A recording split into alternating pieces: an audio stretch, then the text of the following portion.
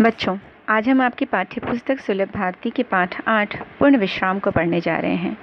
इसके लेखक हैं सत्यकाम विद्यालंकार। बच्चों, आपने देखा होगा कि आजकल की भागती दौड़ती ज़िंदगी में हमें आराम के क्षण अर्थात विश्राम करने के पल बहुत कम ही मिलते हैं। ज़िंदगी में इतनी भागदौड़ है कि हम अपने लिए समय कम ही निकाल पाते हैं, और जब कभी हम ऐसे क्षण मिलते भी हैं तो वो भी हमारे इन सामाजिक कार्यों और घर के कामों और इन सारी चीज़ों में जो है वो निकल जाते हैं, और कहीं ना कहीं हमको वो आराम नहीं मिल पाता है। तो इसी तरह से ये पाठ भी है जिसका नाम है पूर्ण विश्राम। हम इसको भी पढ़ेंगे और देखेंगे कि आगे एक कहानी के माध्यम से लेखक ने क्या समझाने का प्रयास किया है।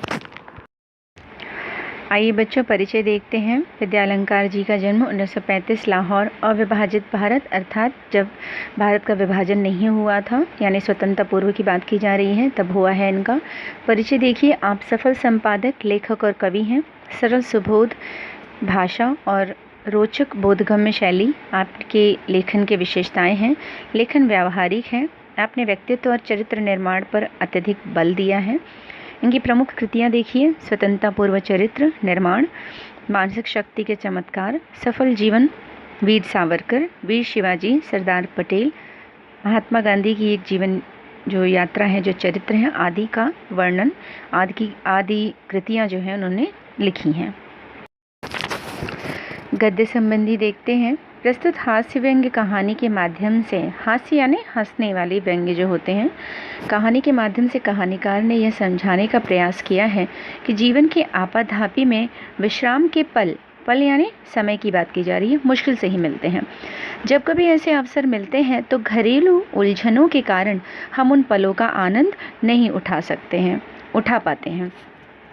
देखा बच्चों आपने, इस पाठ में भी एक ऐसे ही लेखक ने अपने और अपनी पत्नी के माध्यम से एक छोटी सी कहानी प्रस्तुत की है, और इस कहानी में किस तरह से वो विश्राम के पलों को ढूंढते रह जाते हैं, लेकिन उनको वह विश्राम के पल नहीं मिल पाते हैं, और अंत में उनको ये कहना ही पड़ता है कि पूर्ण विश्राम जहाँ पर, जैसे शब्द जो हैं, जहाँ पर पूर्ण लग जाए वो बड़ा ही भयानक होता है। तो हम आगे कहानी को पढ़ते हैं। कहानी में दिए गए कुछ कठिन शब्दों को देखते हुए कहानी को अपनी तरह से उसको आप पढ़ने का प्रयास कीजिए।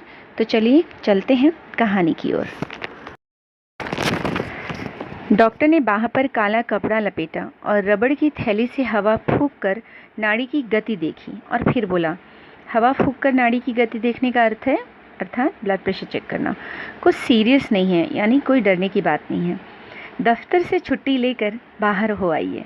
विश्राम आपको पूर्ण निरोग कर देगा। निरोग यानी निरोग मुक्त कर देना। आपको पूरी तरह से, अगर आप आराम करेंगे तो आप पूरी तरह से ठीक हो जाएंगे, निरोग मुक्त हो जाएंगे। लेकिन विश्राम भी पूर्ण होना चाहिए। अब वो कह रहे हैं कि लेकिन जो आराम भी आप कीजिएगा तो पूरी तरह से आराम होना चाहिए। तो पत्नी बड़ी प्रसन्न हुई। घर जाकर श्रीमती जी से कह दिया, जुहू की तैयारी कर लो। जुहू मुंबई में एक घूमने का स्थान है, आप लोगों को भी पता होगा। हम 2 दिन पूर्ण विश्राम करेंगे, यानी हम लोग 2 दिन पूरी तरह से आराम करेंगे, वो अपनी पत्नी से कहते हैं। एक दिन बाद पूर्णिमा भी थी। चांदनी रात का मज़ा जुहू पर ही है। चांदनी रात अर्थात जब पूरी तरह से आकाश में दिखाई देता है तो उसमें प्रकाश जो है चारों तरफ फैला हुआ होता है। तो वो समय जो ऐसा होता है, उनका कहना था कि जुहू पर उस रात का मज़ा ही कुछ और होता है। एक दिन पहले आधी रात से ही उन्होंने तैयारी शुरू कर दी। 2 बजे का अलार्म बेल लगाया। स्वयं वह 2 से पहले ही उठ बैठी और कुछ नोट करने लगी। श्रीमती जी ने इन सब कामों की सूची बनाकर मेरे हाथ में दे दी, यानी पूरी लिस्ट उन्होंने तैयार की, और उसकी एक लिस्ट बना करके, सूची यानी लिस्ट बना करके उन्होंने लेखक के हाथ में रख दी। गैरेज में पहुंचकर श्रीमती जी ने मोटर में हवा भरने की पिचकारी, ट्यूब वॉल, रबड़ सोल्यूशन, 1 गैलन इंजन ऑयल आदि चीज़ें और भी लिखी थी।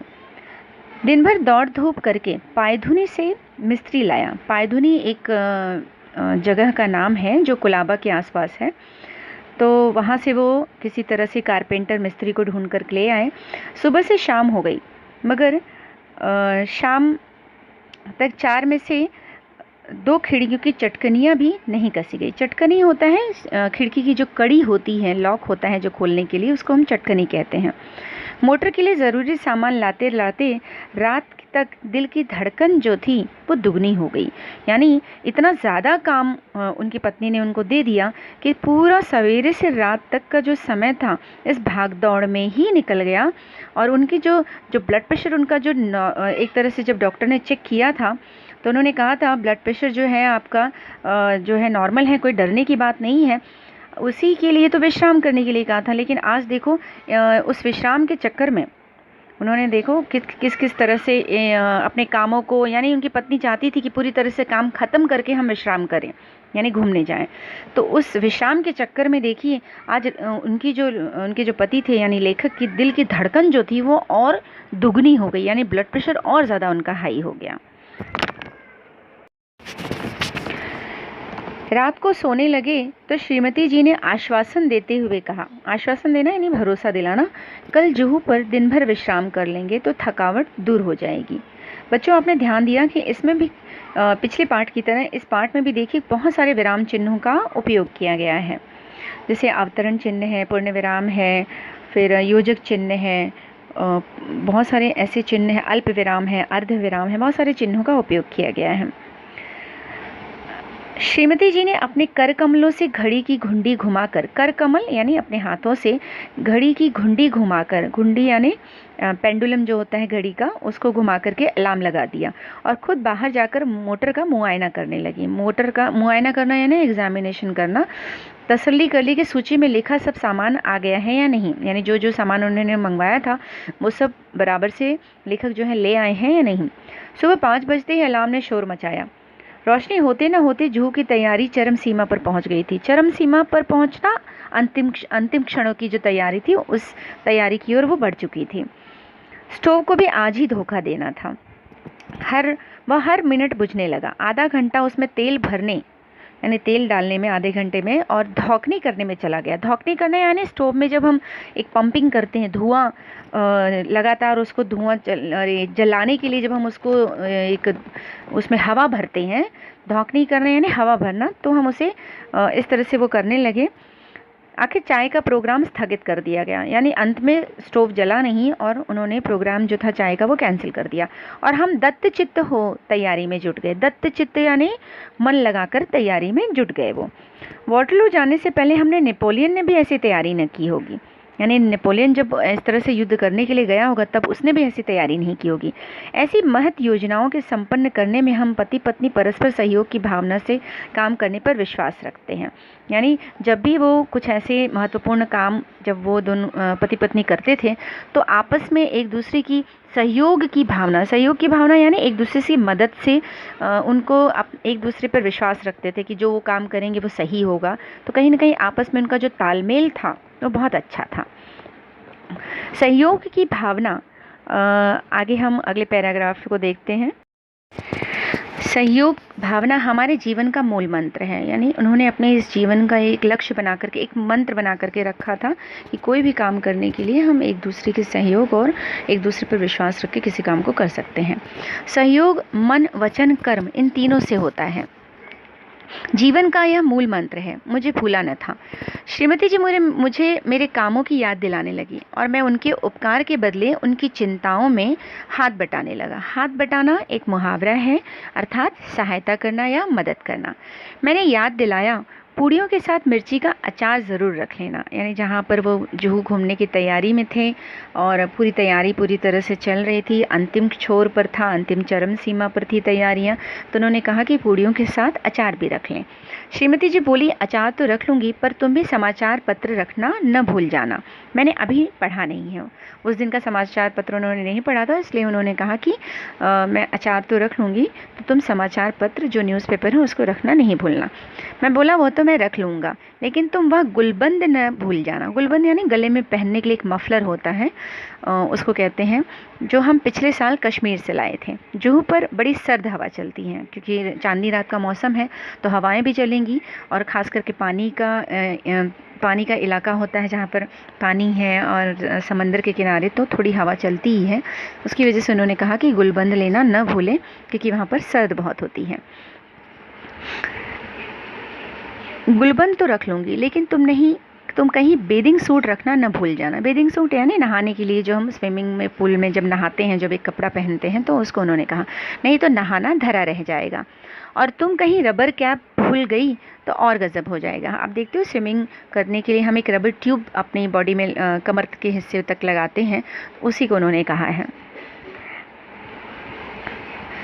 वह तो रख लूँगी, लेकिन कुछ नोट पेपर लिफाफे भी रख लेना। और देखो राइटिंग पैड भी न भूल जाना।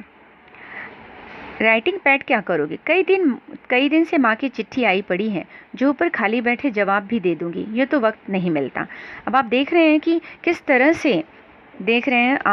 तरह से वो विश्राम जो है धीरे धीरे सारी घर की जिम्मेदारियाँ जो है वो विश्राम ले रहा है। और कहीं ना कहीं देखिए सारा काम लेखक और उनकी पत्नी ने ये सोचा कि वो सब कुछ जाकर के उस समंदर के किनारे करेंगे। तो कहीं ना कहीं देखिए विश्राम जो है वो धीरे धीरे विश्राम जो है एक घरेलू जिम्मेदारियों का रूप लेना अब विश्राम ने शुरू कर दिया है। अगला पैराग्राफ देखते हैं। और ज़रा वे चिट्ठियाँ भी रख लेना जिनके जवाब देने हैं। चिट्ठियाँ ही रह गई तो जवाब किसके दोगे? और सुनो, बिजली का बिल और बीमा की नोटिस आ पड़े हैं, उनका भी भुगतान करना है, उन्हें भी डाल लेना। उस दिन तुम धूप का चश्मा भूल गए तो सर का दर्द चढ़ गया, इसलिए कहती हूँ छतरी भी रख लेना। अच्छा बाबा, रख लूँगा। और देखा, धूप से बचने की क्रीम भी रख लेना, शाम तक छाले न पड़ जाएं, वहाँ बहुत करारी धूप पड़ती है। करारी यानी तेज धूप। श्रीमती जी कहती तो जा रही थी कि रख लूँगी, लेकिन ढूंढ रही थी नेल कटर, कैंची, ब्रश और सब मिल गया था, लेकिन नेल कटर नहीं मिल रहा था, इसलिए बहुत घबराई हुई थी। मैंने कहा, जाने दो नेल कटर, बाकी सब चीज़ें तो रख लो। इधर मैं अपने लिए नए अखबार और कुछ किताबें थैले में भर रहा था, जो मुझे बहुत दिनों से समालोचना के लिए आई थी। समालोचना करना यानी अच्छी किसी भी चीज़ पर, किसी भी बात पर या किसी भी लेख पर अच्छे और बुरे जो दोनों गुण तथा दोष होते हैं उसके बारे में कमेंट करना या उसके बारे में एक तरह से अंतर स्पष्ट करना, तो उसको कहते हैं समालोचना के लिए आई थी। और सोचता था कि फुर्सत से समालोचना कर लूँगा। उन्होंने सोचा कि जैसे ही मौका मिलेगा, आराम मिलेगा, तो रिलैक्स होकर के मैं उसकी समालोचना कर लूँगा। आखिर 3 किताबें थैले में झोंक ली। झोंक लेना यानी रख लेना। कई दिनों से कविता करने की भी धुन सवार हो रही थी। धुन सवार होना एक तरह से यह भी एक आपका मुहावरा है, यानी पूरी तरह से लगन से काम करना जिसको हम कहते हैं। उनकी कई कतरनें इधर उधर बिखरी पड़ी थी, यानी किताब के कुछ अलग अलग पन्ने जो हैं, टुकड़े जो हैं इधर उधर पड़े थे, उन्हें भी उन्होंने जमा किया। सोचो, काव्य प्रेरणा के लिए जुहू से अच्छी जगह और कौन सी मिलेगी? यानी काव्य को लिखने के लिए, किसी कविता को लिखने के लिए इससे अच्छी प्रेरणा, इससे अच्छा मोटिवेशन जुहू जैसे जगह जहाँ पर समंदर का किनारा हो, चांदनी रात हो, इससे अच्छा एक कवि को एक सुंदर सी कविता लिखने के लिए ऐसी जगह उसको और कहाँ मिल सकती है जहाँ पर वो एक सुंदर काव्य की रचना कर सके। आगे का पैराग्राफ देखते हैं। आखिर कई अटैची, कई थैले, कई झोले भरकर हम जुहू पहुँचे। 5-7 मिनट तो हम स्वप्नलोक में विचरते रहे। विचरण करना यानी घूमना, स्वप्नलोक यानी सपनों की दुनिया में 5 से 7 मिनट तो उन्होंने, जब वो जुहू पहुँचे तो उन्होंने वहाँ का जो वातावरण था उसको देख करके उनको ऐसा लगा कि वो किसी स्वप्नलोक में यानी सपनों के शहर में हैं, और उसी में वो घूम रहे थे, विचरण कर रहे थे। हम समुद्र में नहाने को चल पड़े। समुद्र तट पर लोग नहा भी रहे थे। एक ऊंची लहर ने आकर हम दोनों को ढक लिया, यानी हम उसी में अपने आप को उन्होंने ढक लिया, पानी की परत उनके ऊपर आ गई।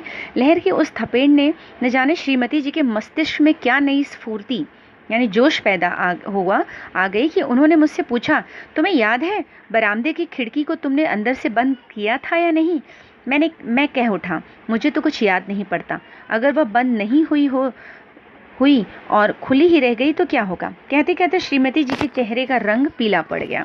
चेहरे का रंग पीला पड़ जाना ये भी एक मुहावरा है, अर्थात अत्यधिक घबरा जाना, डर जाना। मैंने कहा, चलो छोड़ो अब इन चिंताओं को, जो होना होगा हो जाएगा। मेरी बात से तो उनकी आंखों में आंसुओं का समुद्र ही बरस पड़ा। उनके कांपते होंठों पर यही शब्द थे, अब क्या होगा? यानी कहीं ना कहीं उनकी श्रीमती जो थी वो बहुत घबरा चुकी थी। फिर से आप देख रहे हो कि इस विश्राम के चक्कर में कहीं ना कहीं घर की जिम्मेदारियों ने उस विश्राम की जगह को रख लिया था और अब वापस पुनः उनके मस्तिष्क में वो सारी बातें जो हैं वो घूम रही थी और वो इस चिंता में थी कि अब क्या होगा, और अगर खिड़कियां खुली रह गई तो घर का क्या होगा। तो आपने देखा कि किस तरह से श्रीमती जी पूरे विश्राम का जो पल, जो आराम करने उस झील किनारे वो गई थी, आपने देखा कि धीरे धीरे उस विश्राम ने जिम्मेदारियों का रूप ले लिया। आगे की लाइन देखते हैं। यह सोच उनकी अधीरता और भी ज़्यादा होती जा रही थी। अधीर यानी व्याकुल होना। जिस धड़कन का इलाज कराने जुहू पर गए थे, यानी जिस ब्लड प्रेशर को कम करने के लिए वो घूमने गए थे जुहू पर, आज वह 10 गुना बढ़ गई थी। मैंने तेज़ी से मोटर चलाई, यानी दिल की धड़कन और 10 गुना ज़्यादा हो गई थी। मोटर का इंजन धक धक कर रहा था, लेकिन मेरा दिल उससे भी ज़्यादा तेज़ रफ्तार से धड़क रहा था।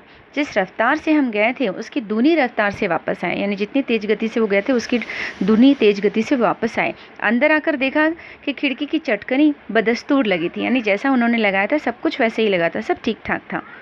मैंने ही वह लगाई थी, लेकिन लगाकर यह भूल गया था कि लगाई है या नहीं। इसका नतीजा यह हुआ कि पहले तो मेरी ही दिल की धड़कन बढ़ी थी, यानी पहले तो मेरा ही ब्लड प्रेशर हाई था। अब श्रीमती जी की दिल की धड़कन भी बढ़ चुकी थी, यानी उनका भी ब्लड प्रेशर हाई करवा दिया मैंने। मुझे याद आ रहे थे कि पूर्ण विश्राम, पूर्ण निरोग, यानी डॉक्टर साहब ने जो कहा था, जो शब्द कहे थे कि पूर्ण विश्राम कीजिएगा और पूर्ण निरोग रहिएगा, तभी आप पूर्ण रूप से ठीक हो पाएंगे। साथ ही यह विश्वास भी पक्का हो गया था कि जिस शब्द के साथ पूर्ण लग जाता है वह पूर्ण भयावह हो जाता है, यानी जब पूर्ण लग गया तो उस बहुत ही डरावना हो जाता है। उनको आज ये ऐसा महसूस हो रहा था कि पूर्ण विश्राम तो कहा था, लेकिन आज वो पूर्ण विश्राम एक पूर्ण भयावह के रूप में परिवर्तित हो चुका था। आशा करती हूँ बच्चों आपको पाठ बहुत अच्छी तरह से समझ में आ गए होंगे। कठिन शब्दों के अर्थों को समझाते हुए मैंने आपको ये पाठ समझाने का प्रयत्न किया है। गृहकार्य के रूप में आपको एक कार्यपत्रक दिया जा रहा है, उसमें कुछ प्रश्नोत्तर आपको संजाल के रूप में और कुछ व्याकरण के रूप में मिलेंगे, जिनको आपको नोटबुक में लिखना है और अपने सभी कार्यों को पूर्ण रूप से पूर्ण करना है। धन्यवाद।